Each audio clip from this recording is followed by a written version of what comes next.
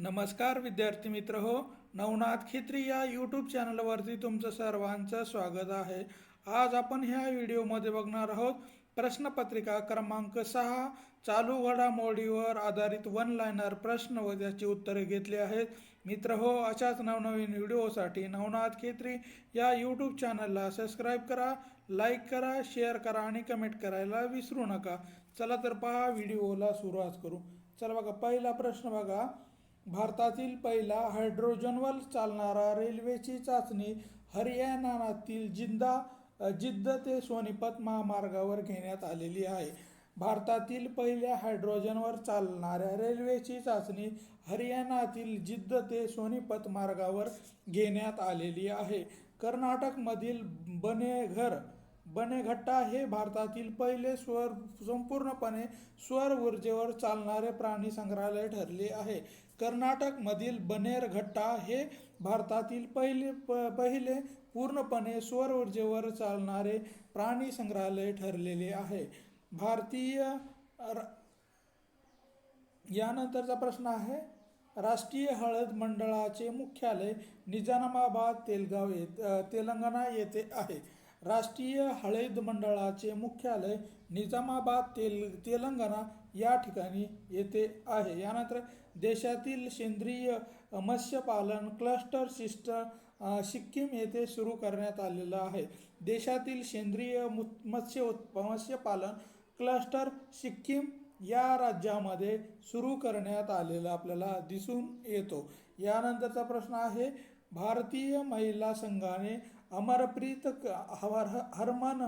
हरमनप्रीत कौर यांच्या नेतृत्वाखाली महिला क्रिकेट विश्वचषक स्पर्धेचे विजेतेपद पटकाविले आहे। उपविजेता कोण आहे तर दक्षिण आफ्रिका ही उपविजेतेपद आहे आणि भारताने हे विश्वचषक स्पर्धा भारताने जिंकलेली आपल्याला दिसून येते।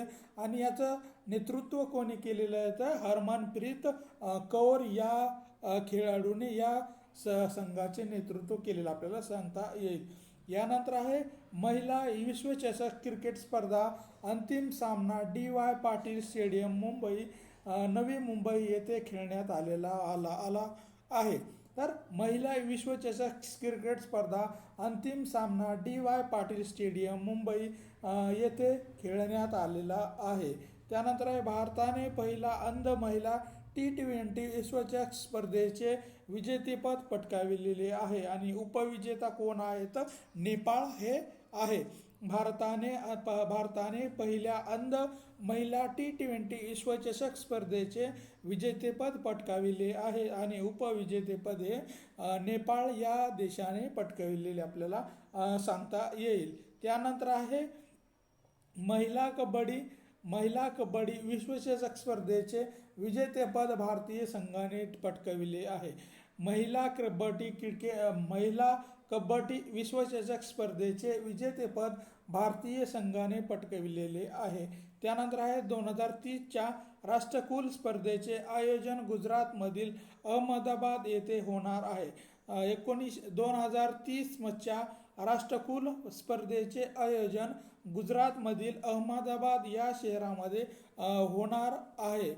यानंतरचा प्रश्न आहे, कॅमेरून ग्रीन हा IPLचा इतिहासातील सर्वात महागडा परदेशी खेळाडू ठरलेला आहे। हे कोलकाता नाईट रायडर्स या संघामध्ये तो दाखल झालेला होता।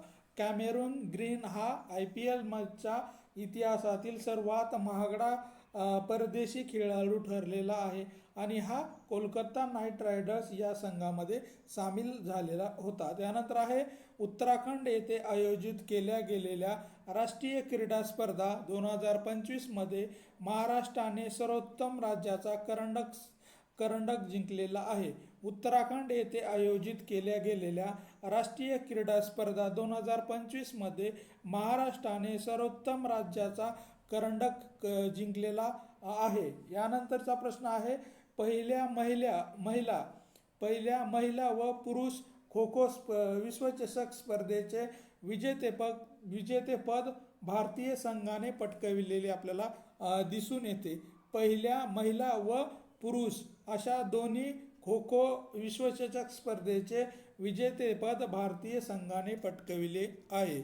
यानंतर आहे चॅम्पियन ट्रॉफी 2025चे विजेतेपद भारतीय संघाने पटकविले आहे. आणि त्यानंतर उपविजेता कोणता ठरला आहे तर न्यूझीलंड हा संघ उपविजेता आहे. चॅम्पियन ट्रॉफी 2025चे विजेतेपद भारतीय संघाने पटकाविले आहे.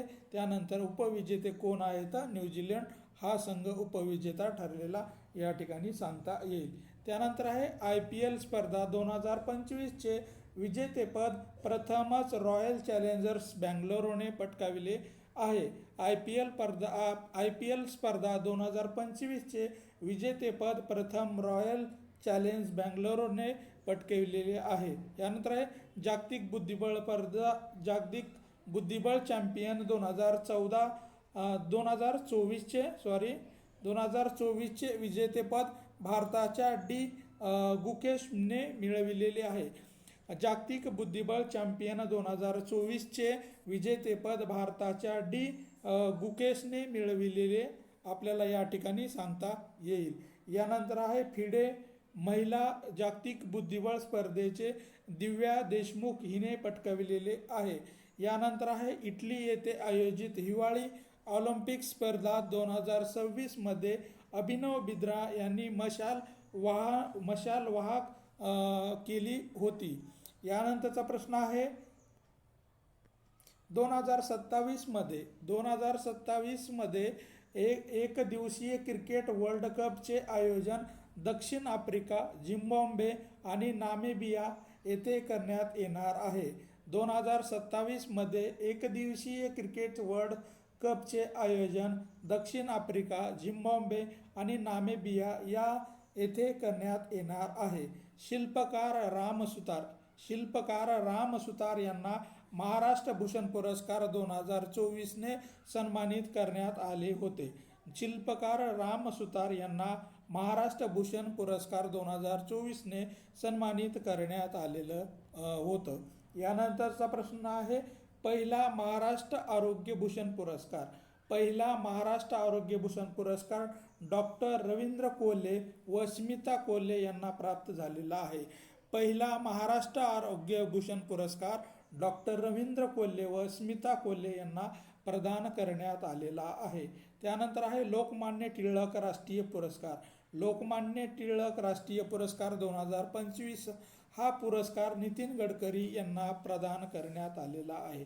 लोकमान्य टिळक राष्ट्रीय पुरस्कार 2025 नितीन गडकरी यांना प्राप्त झालेला आपल्याला या ठिकाणी सांगता येईल. त्यानंतर आहे पहिला महाराष्ट्र राज्य प्रेरणा गीत पुरस्कार स्वातंत्र्यवीर सावरकर यांच्या अनादी अनादी मी अनंत मी या गीतास देण्यात आलेला आहे. पहिला महाराष्ट्र राज्य प्रेरणा पुरस्कार गीत पुरस्कार हा स्वातंत्र्य सावरकर यांच्या अनादी मी अनंत मी या गीतास देण्यात आलेला आपल्याला या ठिकाणी सांगता येईल. त्यानंतर आहे ज्ञानपीठ पुरस्कार 2024चे छत्तीसगडचे हिंदी लेखक विनोद कुमार शुक्ला यांना सन्मानित करण्यात आलेला आपल्याला या ठिकाणी